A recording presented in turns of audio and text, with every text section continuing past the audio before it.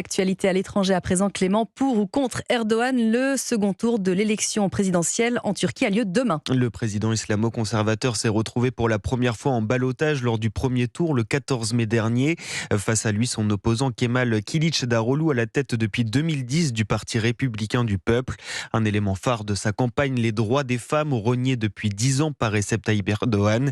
Il a récemment affirmé lors d'un meeting que l'égalité des sexes est contraire à la nature et que les femmes ne doivent pas rire en public.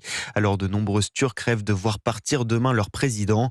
Le reportage de l'envoyé spécial d'Europe 1 à Istanbul, Caroline Baudry. Les camionnettes de campagne du camp Erdogan défilent dans les rues sinueuses d'Istanbul. Sur l'une d'entre elles, 3 députés sont représentés. 2 hommes souriants en costume et une femme. Sa silhouette est noircie, son visage effacé. Nous sommes poussés vers l'obscurantisme. Je ne partage rien sur les réseaux sociaux, mais quand j'ai vu ça, j'ai immédiatement publié une photo.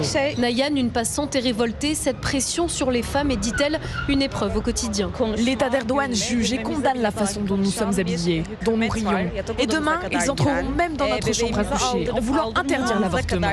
Les violences augmentent de jour en jour, dénonce Dilber, attablée en terrasse. Elle a cofondé l'association Stop Féminicide et milite pour le retour de son pays dans la Convention d'Istanbul qu'Erdogan a quittée en 2021.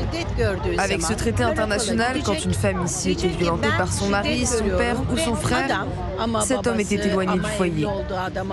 Aujourd'hui, il y a des femmes censées être sous protection de l'État qui se font quand même assassiner.